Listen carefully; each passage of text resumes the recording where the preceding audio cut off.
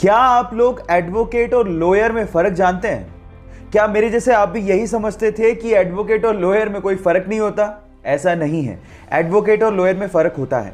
Lawyer वो होता है जिसके पास लॉ की डिग्री हो या फिर वो लॉ की पढ़ाई कर रहा हो। वो आपको कानूनी सलाह तो दे सकता है लेकिन आपके लिए केस नहीं लड़ सकता। लेकिन अगर कोई lawyer bar council of India की एग्जाम पास करके वहां पे रजिस्टर हो जाता है तो उसके बाद वो आपका केस लड़ सकता है, क्योंकि उसके बाद वो एडवोकेट बन जाता है। ये डिफरेंस होता है एडवोकेट और लॉयर के बीच में। क्या आपको इसके पहले तक इफेक्ट पता था? और अगर नहीं पता था तो चैट सेक्शन में लिखना मत भूलिएगा। क्या हवाई जहाज में किया गया टॉयलेट सीधे जमीन पर आकर गिरता है तो बच्चों के जैसा सवाल, लेकिन कभी ना कभी आपके भी दिमाग में सवाल तो जरूर आया होगा। कई बुद्धिजीवियों का तो यह भी कहना होगा कि वो टॉयलेट अर्थ के एनवायरनमेंट में आते आते अपने आप ही खत्म हो जाता है। लेकिन थांबा, ऐसा कुछ नहीं होता, क्योंकि हर एक हवाई जहाज के पास खुद का 2 गैलन का एक टैंक होता है जिसमें उस टॉयलेट को इकट्ठा किया जाता है, और जैसे ही हवाई जहाज लैंड करता है उसके बाद उस टैंक को खाली कर लिया जाता है। अब अगर अगली बार आपके सिर पे कभी पानी का टपका गिरे तो आप ये समझ लेना कि वो कम से कम हवाई जहाज से तो नहीं गिरा। क्या इसके पहले तक के इफेक्ट आप जानते थे? और अगर नहीं जानते थे तो चैट सेक्शन में लिखना मत भूलिएगा। इस पूरी दुनिया में एक ऐसा समंदर है जहां पर अगर आपको तैरना ना भी आता हो तो भी आप कभी डूबोगे नहीं। यह समंदर इजराइल में है जिसका नाम है डेड सी, यानी कि मृत सागर। अब आप कहेंगे कि इसको मृत सागर क्यों कहा जाता है? क्योंकि नॉर्मल समंदर के पानी की तुलना में इसमें 8 गुना ज्यादा नमक की मात्रा पाई जाती है, जिसकी वजह से कोई भी समुद्री जीव जंतु या फिर वनस्पति इसमें पनप ही नहीं सकती। इसमें मिनरल्स और सॉल्ट इतने ज्यादा हैं कि इसकी वजह से इसकी डेंसिटी बहुत ज्यादा है और उसी वजह से आप इसके ऊपर फ्लोट करते हैं और कभी डूबते ही नहीं हैं। क्या आपको इसके पहले तक ये फैक्ट पता था? और अगर नहीं पता था तो चैट सेक्शन में लिखना मत भूलिएगा। एक दुबला पतला सा लड़का अपने देश की सेवा करने के लिए फौज में भर्ती होना चाहता था और उसके लिए वो ट्रेनिंग भी ले रहा था। इतने में ही वहां पर आए एक फौज के जनरल ने उसे देखकर उसके सिलेक्टर को कहा कि तुमने इसको सेलेक्ट क्यों किया है, ये फौज में भर्ती होने लायक नहीं है।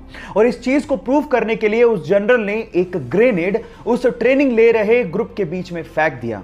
लेकिन मजे की बात यह हुई कि जहां पर उस ग्रेनेड को देखने के बाद सारे लड़के दूर भाग गए, वहीं वो दुबला पतला लड़का उस ग्रेनेड के ऊपर कूद गया और सब लोगों को दूर हटने को कहने लगा। हालांकि वो ग्रेनेड नकली था, लेकिन इस घटना को देख के उस जनरल को समझ में आ गया था कि कद काठी होने से कुछ नहीं होता, साहस यानी कि जिगरा जिसके पास होता है महान वही बनता है। आप लोगों का इसके बारे में क्या कहना है? चैट सेक्शन में लिखना मत भूलिएगा। गाइज, आप लोगों ने अपनी जिंदगी में 3 स्टार या फिर 5 स्टार होटल्स के बारे में सुना होगा, मैं भी देखा भी हूं।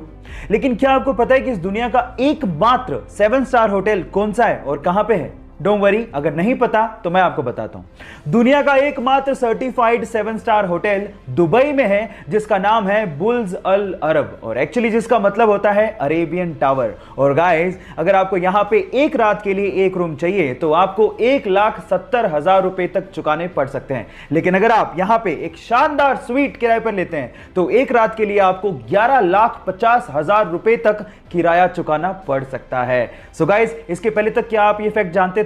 और अगर नहीं जानते थे तो चैट सेक्शन में लिखना मत भूलिएगा।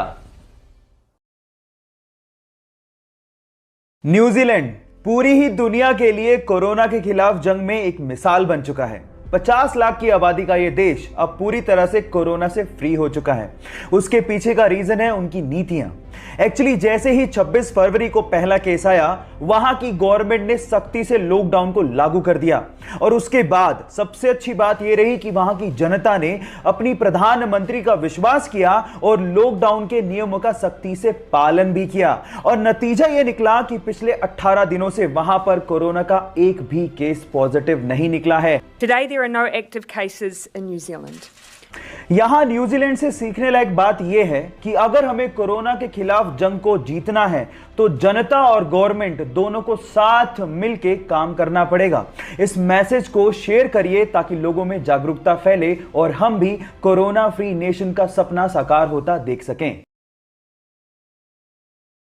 आईपीएल पहली बार उस समय चर्चा में आ गया था जब हरभजन सिंह ने एक मैच के दौरान श्रीशांत को थप्पड़ जड़ दिया था। एक्चुअली हुआ कुछ यूं कि मुंबई इंडियंस किंग्स 11 पंजाब के खिलाफ मैच हार गई, तो उस टाइम पे किंग्स 11 पंजाब के गेंदबाज श्रीशांत ने हरभजन सिंह, जो कि मुंबई इंडियंस के कैप्टन थे, उन्हें कहा हार्ड लक। तो इस बात पे आपा खोते हुए हरभजन सिंह ने श्रीशांत को थप्पड़ जड़ दिया और इसी वजह से आईपीएल के पूरे सीजन के लिए हरभजन सिंह को बैन कर दिया गया और बीसीसीआई ने 5 वनडे मैचों के लिए भी हरभजन सिंह को बैन कर दिया।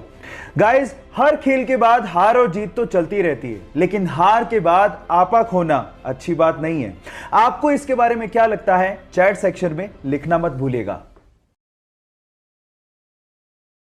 गाइस, मान लो आप किसी वजह से अपनी कार में फंस जाओ और आपके सेंटर लॉकिंग सिस्टम की वजह से सारे कार के दरवाजे ऑटोमेटिकली लॉक हो जाएं और वो खुल नहीं रहे हो, तो उस सिचुएशन में आप लोग कार से बाहर कैसे निकलोगे? डोंट वरी, इसका भी एक हैक है, मैं आपको बताता हूं। उसके लिए आपको अपनी सीट के पीछे लगे डिटैचेबल हेड रेस्ट को पहले निकालना है और उसके बाद उसकी एक टांग को किसी एक विंडो के कॉर्नर पे लगाना है इस तरह से, और उसके बाद उसको धक्का देना है, जिसके बाद वो जो विंडो है वो क्रैक हो जाएगा और उसके बाद आप उससे बाहर निकल सकते हो।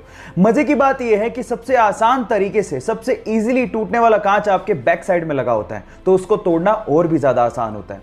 क्या इसके पहले तक इफेक्ट आपको पता था? और अगर नहीं पता था तो चैट सेक्शन में लिखना मत भूलिएगा।